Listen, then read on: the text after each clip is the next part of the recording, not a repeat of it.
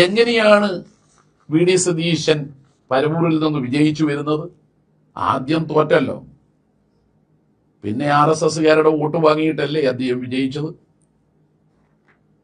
അതിനെ തുടർന്നല്ലേ RSSന്റെ പല വേദികളും അദ്ദേഹം പ്രത്യക്ഷപ്പെടാൻ തുടങ്ങിയത്. അതിൽ ഒരു വേദിയാണ് ഗോൾവാക്കറുടെയും സവർക്കറുടെയും ഫോട്ടോകൾക്ക് മുമ്പിൽ കുമ്പിട്ട് നിൽക്കുന്ന ഒരു കോൺഗ്രസ് നേതാവ്. ഗാന്ധി ഘാതകരുടെ കൂടെ നിൽക്കാൻ ഒരു മടിയും സതീശനില്ലല്ലോ.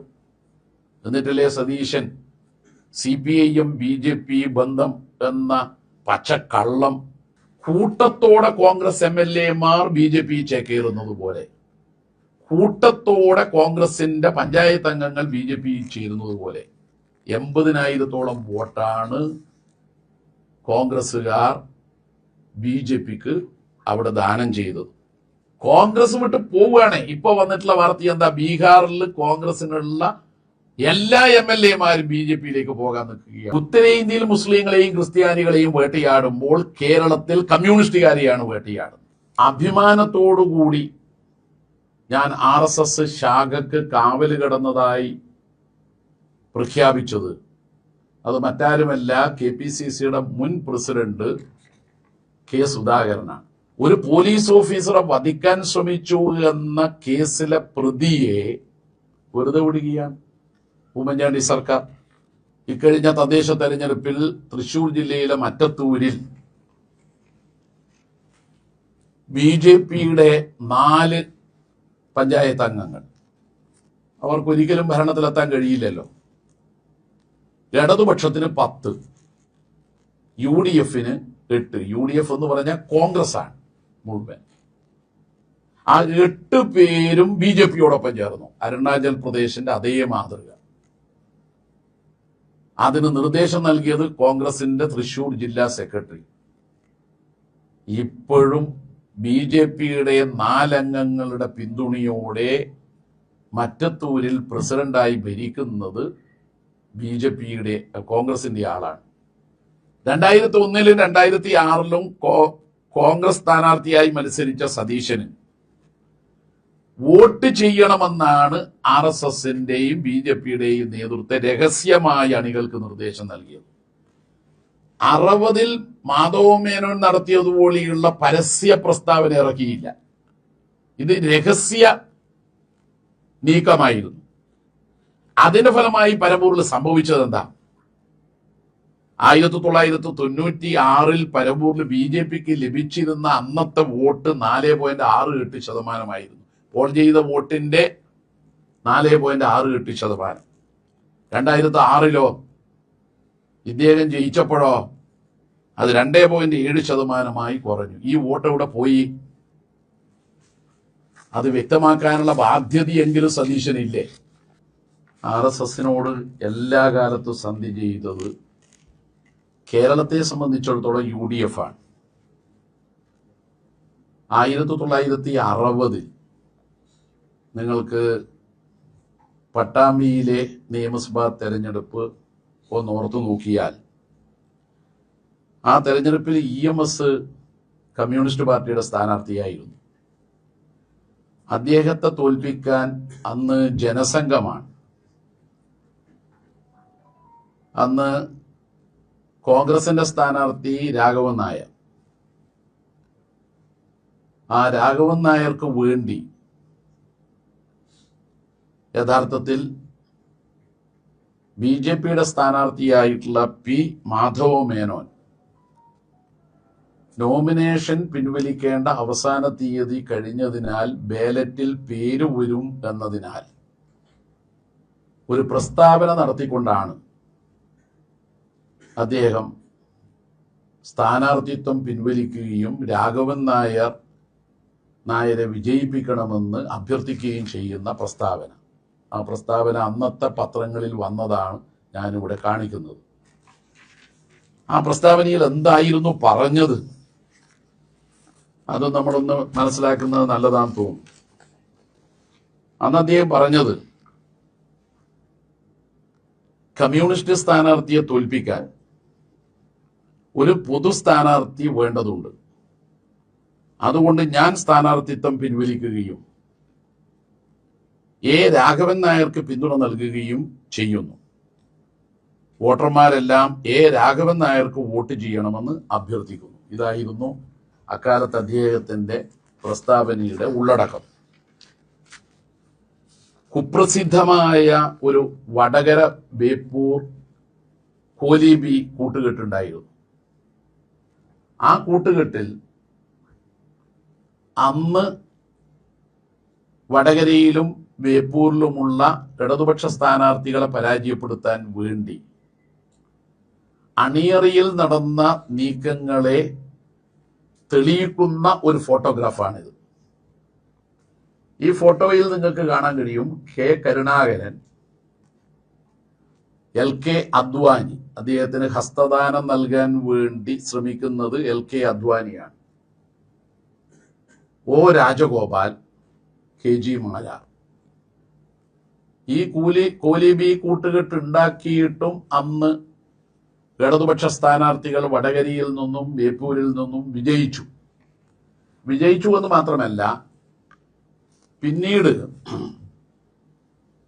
രാഷ്ട്രീയ സാഹചര്യങ്ങളുടെ സമ്മർദ്ദം കൊണ്ടാവാം KG മാരാറുടെ പുസ്തകം എഴുതിയ, അദ്ദേഹത്തിന്റെ ജീവിതത്തെക്കുറിച്ച് പുസ്തകം എഴുതിയ ആ പുസ്തകത്തിൽ കൃത്യമായി വിവരിക്കുകയും ചെയ്തു അന്നത്തെ കൂട്ടുകെട്ടിനെ കുറിച്ച്.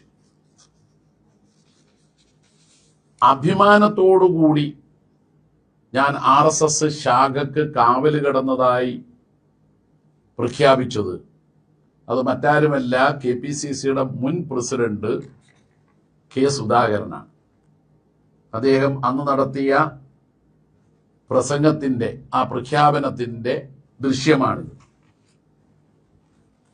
അക്കാലത്ത് തിരുവനന്തപുരത്ത് BV രാജേഷ്, ഇന്നിപ്പോ തിരുവനന്തപുരം മേയറാണ് അദ്ദേഹം, ഒരു സമരം സംഘടിപ്പിക്കുകയുണ്ടായി.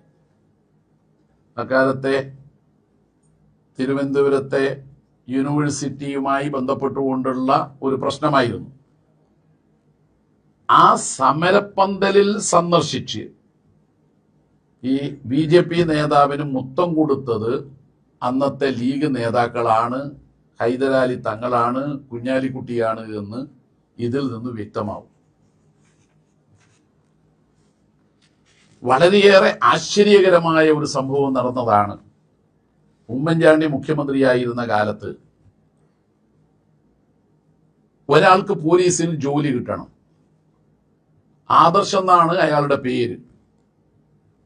ജോലി കിട്ടണമെങ്കിൽ അദ്ദേഹം ഒരു പോലീസ് ഓഫീസറെ വധിക്കാൻ ശ്രമിച്ച കേസിലെ പ്രതിയാണ്.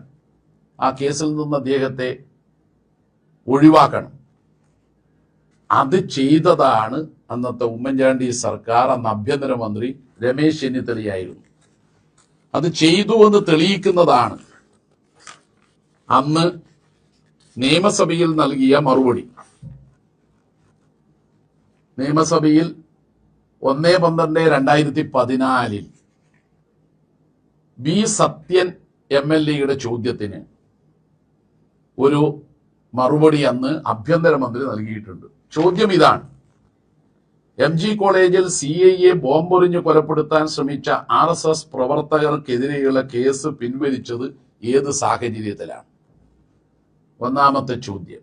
അതിനുത്തരം: പ്രസ്തുത കേസിലെ 17ാം പ്രതി ആദർശിന് സർക്കാർ ജോലി കിട്ടാതെ പോകുന്ന സാഹചര്യം ഉണ്ടായപ്പോൾ ടിയാന്റെ അപേക്ഷയുടെ അടിസ്ഥാനത്തിൽ മാനുഷിക പരിഗണന നൽകിയാണ് കേസ് പിൻവലിക്കുവാൻ സർക്കാർ സമ്മതപത്രം നൽകിയത്. RSSുമായുള്ള ബന്ധം വ്യക്തമാക്കുന്നതാണ് കേസ് പിൻവലിക്കൽ എന്ന് മാത്രമല്ല, ഒരു പോലീസ് ഓഫീസറെ വധിക്കാൻ ശ്രമിച്ചു എന്ന കേസിലെ പ്രതിയെ വെറുതെ വിടുകയാണ് ഉമ്മൻചാണ്ടി സർക്കാർ. ഇതുപോലെയൊരു നിലപാടായിരുന്നു തൊഗാഡിയക്കെതിരായി അന്ന് മതസ്പർദ്ധ ഇളക്കി വിടുന്ന പ്രസംഗം നടത്തി എന്നതിന് കേസെടുത്തതിനെ തുടർന്ന് ആ കേസ് ഉമ്മൻചാണ്ടി സർക്കാർ പിൻവലിച്ചത്. ഇതും RSSുമായിട്ടുള്ള ബന്ധം വ്യക്തമാക്കുന്നതാണ്. BJPക്ക് വേണ്ടി, അവരെ സുഖിപ്പിക്കാൻ വേണ്ടി ന്യൂനപക്ഷം അമിതമായ സമ്മർദ്ദം ചെലുത്തി പലതും നേടുന്നു എന്ന പരസ്യ പ്രതികരണം നടത്തിയ ഒരാളായിരുന്നു AK ആന്റണി. അദ്ദേഹം അത് നിഷേധിക്കുമെന്ന് തോന്നുന്നില്ല. പ്രസംഗത്തിന്റെ രേഖകൾ എൻ്റെ കയ്യിലുണ്ട്. അദ്ദേഹം അത്തരമൊരു പ്രസ്താവന നടത്തിയപ്പോൾ വലിയ ആക്ഷേപം ഉയർന്നു വന്നതാണ്. യഥാർത്ഥത്തിൽ BJPയെ സഹായിക്കാനാണ്. BJPക്ക് ഏറ്റവും കൂടുതൽ നേതാക്കളെ സംഭാവന ചെയ്ത പാർട്ടി ഏതാണ്? കോൺഗ്രസ് അല്ലേ? 1000 കവിഞ്ഞു. 172 MLA-മാർ കൂട്ടത്തോടെ പോകുന്ന BJPയിലേക്ക് പോകുന്നതിന്റെ അനുഭവങ്ങൾ ഉണ്ടായത് ഒന്ന് അരുണാചൽ പ്രദേശ്. 43 കോൺഗ്രസ് MLA-മാർ കൂട്ടത്തോടെ BJPയിലേക്ക് പോയി എന്ന് മാത്രമല്ല, ആ അരുണാചൽ മോഡൽ കേരളത്തിലും വന്നു. ഇക്കഴിഞ്ഞ തദ്ദേശ തെരഞ്ഞെടുപ്പിൽ തൃശൂർ ജില്ലയിലെ മറ്റത്തൂരിൽ BJPയുടെ 4 പഞ്ചായത്ത് അംഗങ്ങൾ, അവർക്കൊരിക്കലും ഭരണത്തിലെത്താൻ കഴിയില്ലല്ലോ. ഇടതുപക്ഷത്തിന് 10, UDFന് 8. UDF എന്ന് പറഞ്ഞാൽ കോൺഗ്രസ് ആണ് മുഴുവൻ. ആ 8 പേരും BJPയോടൊപ്പം ചേർന്നു. അരുണാചൽ പ്രദേശിന്റെ അതേ മാതൃക.